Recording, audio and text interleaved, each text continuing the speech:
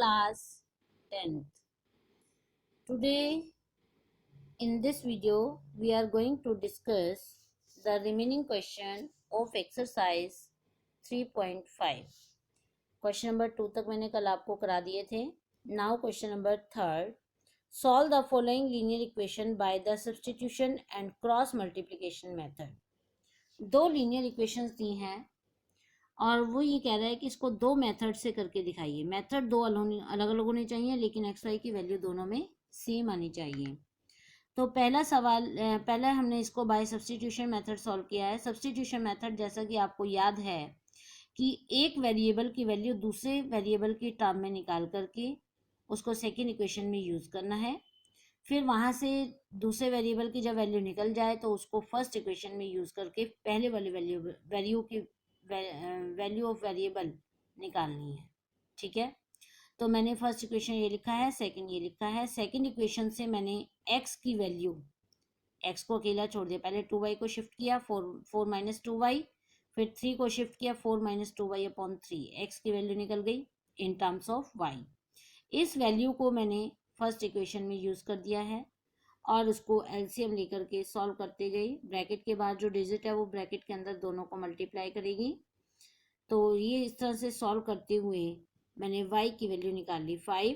इस y की value को मैंने वापस सेकेंड इक्वेशन में डाल दिया y के प्लेस पर, तो वहाँ से x की वैल्यू निकाल ली -2. तो ये तो हो गया आपका सब्स्टिट्यूशन मेथड. दूसरा है, उसने कहा इसको क्रॉस मल्टीप्लिकेशन मेथड से भी करके दिखाइए. तो जो दो इक्वेशंस हैं, इक्वेशन नंबर 1 और इक्वेशन नंबर 2, पहले मैंने a1 8, b1 5, c1 -9 ये लिख दिया है यहाँ पर. a2 3, b2 2 और c2 -4 ये मैंने यहाँ लिख दिया है. फिर आपको कल मैंने बताया था क्रॉस मल्टीप्लिकेशन का formula x upon b1 c2 minus b2 c1, y upon c1 a2 minus a1 c2 और is equal to 1 upon a1 b2 minus a2 b1. ये फार्मूला है. इसमें ये नीचे वैल्यू पुटअप करते गए और इनको मल्टीप्लाई करके फिर सॉल्व किया तो हमारे पास x upon -2, y upon +5 is equal to 1 upon 1. First को लास्ट के इक्वल रखा तो हमने x की वैल्यू -2 निकाल ली. मिडिल टर्म को लास्ट के इक्वल रखा तो वहाँ से हमने y की वैल्यू. तो ये देखिए वैल्यू ऑफ x और y is same as this. तो चाहे आप सब्स्टिट्यूशन मेथड से करें चाहे क्रॉस मल्टीप्लिकेशन से, आंसर हमेशा सेम आते हैं.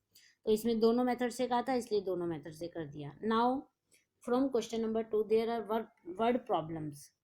वर्ड प्रॉब्लम में पहले स्टेटमेंट बनानी है और फिर इसने कहा है कि उसको चेक करना है कि इसके सॉल्यूशन निकलेंगे या नहीं निकलेंगे.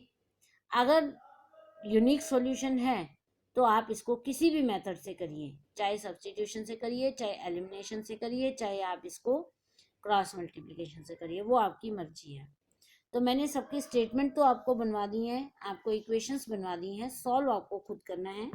जैसा कि फर्स्ट है, a part of monthly hostel charges is fixed and the remaining depends on the number of days one has taken food in the mess. Hostel के मंथली चार्ज तो फिक्स है और बाकी का जो खर्चा है वो आपके खाने के ऊपर डिपेंड है. मैस में आपने जितनी बार खाना खाया उसी का पैसा आपको पे करना है. एक स्टूडेंट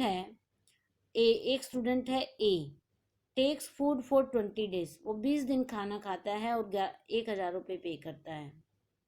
और दूसरा स्टूडेंट है बी जो कि 26 दिन खाना खाता है और 1180 रुपये पे करता है हॉस्टल में. Find the fix charges and the cost of food per day. हमें हॉस्टल चार्जेस फिक्स भी बताने हैं और पर डे फूड का खर्चा कितना है वो भी बताना है.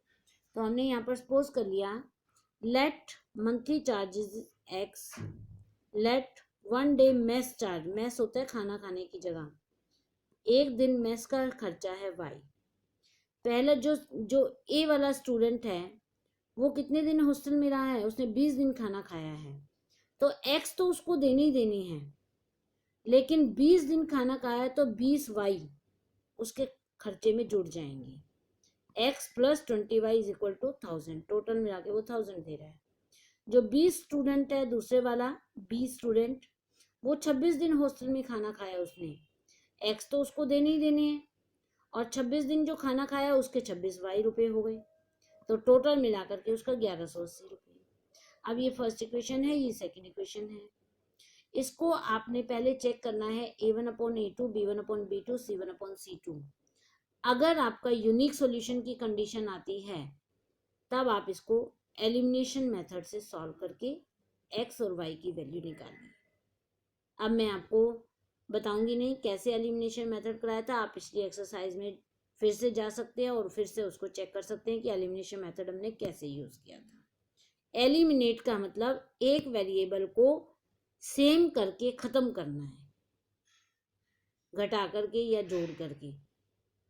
खत्म तभी होता है जब एक पॉजिटिव होती है और एक नेगेटिव होती है, सेम वेरिएबल और बराबर हो तब। तो एलिमिनेशन मेथड करना है। सेकंड पार्ट में उसने हमें कहा है a fraction becomes 1/3 when 1 is subtracted from the numerator. एक फ्रैक्शन 1/3 बन जाता है जबकि उसके न्यूमरेटर में से हम 1 घटाते हैं तब। ठीक है, तो मैंने न्यूमरेटर पहले फ्रैक्शन ही सपोज कर लिया x/y, फ्रैक्शन बटे की संख्या होती है, x/y ले लिया, इसके न्यूमरेटर में से 1 घटा दिया, x - 1/y is equal to 1/3। इसको क्रॉस मल्टीप्लाई करके इस तरीके से मैंने फर्स्ट इक्वेशन बना दी। ठीक है, अब उसने कहा है, इसने आगे नेक्स्ट सिचुएशन इसकी दी है, and it becomes 1/4 when 8 is added to its denominator। अगर इसके डिनोमिनेटर में 8 प्लस कर दिया जाए तो ये 1/4 बन जाता है। तो डिनोमिनेटर नीचे वाले को कहते हैं x/y plus 8 is equal to 1/4। फिर इसको क्रॉस मल्टीप्लाई करके हमने ये सेकेंड इक्वेशन बना ली। अब फर्स्ट और सेकेंड इक्वेशन को पहले a1/a2, b1/b2, c1/c2 वैल्यू निकालना है। अगर यूनिक सॉल्यूशन आता है तभी आप आगे सवाल कर सकती हैं, और यूनिक सॉल्यूशन आता है तो आप इसको क्रॉस मल्टीप्लिकेशन मेथड से कर सकते हो। क्रॉस मल्टीप्लिकेशन मेथड जैसा कि मैंने यहाँ बताया है second part of question number 3। ठीक है,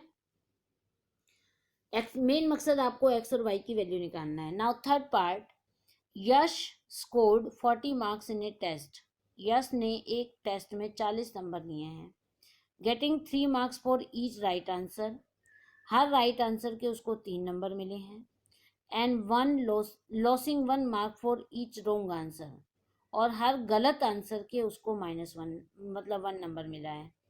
ठीक है, तो हमने सपोज कर लिया had 4 marks been awarded for each correct answer. अगर हर करेक्ट आंसर के लिए उसको 4 नंबर दिए जाते और हर गलत आंसर के लिए उसको 2 नंबर काटे जाते तो यश का स्कोर बन जाता 50।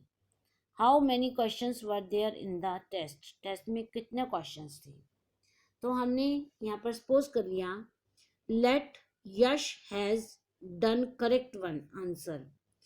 यश ने x आंसर सही किए हैं और यश ने y आंसर रॉन्ग किए हैं। ठीक है, x आंसर सही है, y आंसर रॉन्ग है। सही के उसको मिलने हैं 3 नंबर, तो x के कितने हो जाएंगे 3x, और रॉन्ग का मिलना उसको 1 नंबर यानी कि 1y, माइनस होंगे क्योंकि रॉन्ग है तो माइनस घटेंगे वो सवाल, is equal to 40। First equation बन गई। वो कह रहा है अगर सही के 4 दिए जाते यानी कि x इंटू 4x हो जाते, और रॉन्ग के उसको 2 नंबर देते तो -2y हो जाता। माइनस इसलिए है क्योंकि रॉन्ग आंसर जो है हमेशा कटते हैं, नेगेटिव मार्किंग होती है 50। तो ये आ गया सेकेंड इक्वेशन। अब पहले आपको चेक करना है a1/a2, b1/b2, c1/c2। अगर यूनिक सॉल्यूशन की कंडीशन आती है तब आप इसमें सब्स्टिट्यूशन मेथड से इसको सॉल्व कर सकते हैं, बिल्कुल क्वेश्चन नंबर 3 का फर्स्ट पार्ट की तरह। ठीक है, now question number 4। Places A and B are 100 kilometre apart on a highway. एक हाईवे पर प्लेस A और प्लेस B की बीच की दूरी 100 किलोमीटर है। One car start from A and another from B at the same time. एक कार ए से स्टार्ट हुई, दूसरी बी से स्टार्ट हुई सेम टाइम पर। If the car travel in the same direction, दोनों कार एक ही दिशा में जा रही हैं। दे मीट इन 5 आवर्स, 5 घंटे के बाद वो आपस में एक दूसरे को टच कर जाती हैं। और अगर कार अपोजिट डायरेक्शन में, if they travel toward the each other, अगर एक दूसरे के आमने सामने आती हैं तो वो 1 घंटे के बाद मिल जाती हैं। What are the speed of two cars, दोनों कार की स्पीड बताइए। तो हमने यहाँ पर सपोज कर लिया, let the speed of car A is x kilometre per hour, let the speed of car B is y kilometre per hour. ठीक है, जब ये सेम डायरेक्शन में जाते, देखो बेटा कार, ये ए पॉइंट है, ये बी पॉइंट है, इनके बीच की दूरी, टोटल दूरी 100 है। ठीक है, और फर्स्ट कंडीशन में ये दोनों एक ही डायरेक्शन में जा रही हैं, ये ए वाली कार भी इधर जा रही है और बी वाली कार भी आगे जा रही है, लेकिन 5 घंटे बाद दोनों मिल जाती हैं। इसका मतलब एक की स्पीड ज़्यादा होगी, तभी तो 5 घंटे बाद मिल गई दोनों। तो हमने 5 घंटे के बाद कार ए ने कितना डिस्टेंस कवर किया, 1 घंटे में x किलोमीटर कवर कर रही है, तो 5 घंटे में 5x आ जाएगा। और बी कार 1 घंटे में y किलोमीटर कवर कर रही है, तो 5 घंटे में 5y हो जाएगा। ठीक है, तो 5x डिस्टेंस और 5y, 5x सपोज करो यहाँ तक पहुँच गई है और 5y यहाँ तक पहुँची है, तो 5x में से 5y को घटाएंगे तभी तो 100 आएगा बीच की दूरी। तो ये हमने इक्वेशन बना ली यहाँ से, 5x minus 5y is equal to 100। This is the equation number 1। 5 common कर लिया और 5 ने दूसरी तरफ जाकर 100 को काट दिया 20 पर, तो आपकी इक्वेशन बन गई x minus y is equal to 20। This is the first equation. अब उसने कहा है दोनों कार एक दूसरे की तरफ आ रही हैं, ये ए इधर जा रही है और बी इधर आ रही है। 1 घंटे के बाद दोनों मिल गई। 1 घंटे में ए कार ने x डिस्टेंस कवर किया, बी कार ने y डिस्टेंस कवर किया, तो x plus y is equal to 100। ये सेकेंड इक्वेशन। अब आप पहले इसको चेक करेंगे, a1/a2 b1/b2 c1/c2। अगर यूनिक सॉल्यूशन है तो इसको एलिमिनेशन मेथड से करना है। मेथड मैंने सबके लिख दिए हैं। Now fifth part, the area of A rectangle get reduced by 9 square unit if its length is reduced by 5 and breadth is increased by 3। एक रेक्टेंगल की शेप में गार्डन है, उसका एरिया 9 यूनिट कम हो जाएगा। कब? जब लेंथ को हम 5 यूनिट रिड्यूस मतलब कम कर देते हैं और ब्रेड्थ को 3 यूनिट बढ़ा देते हैं। तो हम पहले लेंथ और ब्रेड्थ सपोज कर लेते हैं। Length is equal to x, breadth is equal to y, तो एरिया हो गया L इंटू बी यानी कि एक्स वाई। यहाँ तक तो हमारा हो गया। आप कंडीशन लगाएंगे जो बुक में दे रखी है। उसने कहा है एज पर क्वेश्चन के अकॉर्डिंग अगर लेंथ में से 5 घटाते हैं और ब्रेड्थ में 3 को प्लस करते हैं, ब्रेड्थ में 3 यूनिट प्लस करते हैं y प्लस 3, तो एरिया जो है एक्स वाई वो 9 यूनिट कम हो जाता है, यानी कि एक्स वाई माइनस 9 हो जाता है। अब इसको मल्टीप्लाई किया बाइनोमियल को बाइनोमियल से, पहले y ने x को गुणा किया एक्स वाई, फिर y ने -5 को गुणा किया -5y। अब 3 की बारी है, 3 ने x को किया 3x, 3 ने 5 को किया -15 is equal to x y minus 9। इधर भी एक्स वाई है, इधर भी एक्स वाई है, जब ये इधर आएगा तो माइनस हो जाएगा, दोनों कैंसिल हो जाएंगे। मैंने यही काट दिया। तो आपकी इक्वेशन बन गई 3x को आगे ले आई, पॉजिटिव टर्म है, -5y और माइनस का 15 और 9 जब इधर आएगा तो प्लस का 6 हो जाएगा, 15 माइनस 9 गए 6। ये फर्स्ट इक्वेशन हो गई। अब सेकेंड सिचुएशन में वो ये कह रहा है कि अगर लेंथ को 3 यूनिट बढ़ा दिया जाए, x प्लस 3 कर दिया जाए, लेंथ x थी, x में 3 यूनिट बढ़ा दिया और y में भी 2 यूनिट इंक्रीज कर दिया, तो एरिया जो है वो 67 यूनिट बढ़ जाएगा, इंक्रीज हो जाएगा। तो एरिया में 67 प्लस कर दिया। बिल्कुल उसी तरीके से y पहले इसको गुणा करेगा, y फिर इसको भी गुणा करेगा। y ने x को गुणा किया एक्स वाई, y ने 3 को गुणा किया 3y। अब 2 की बारी है, 2 को x से गुणा किया 2x, 2 into 3 6 is equal to x y plus 67।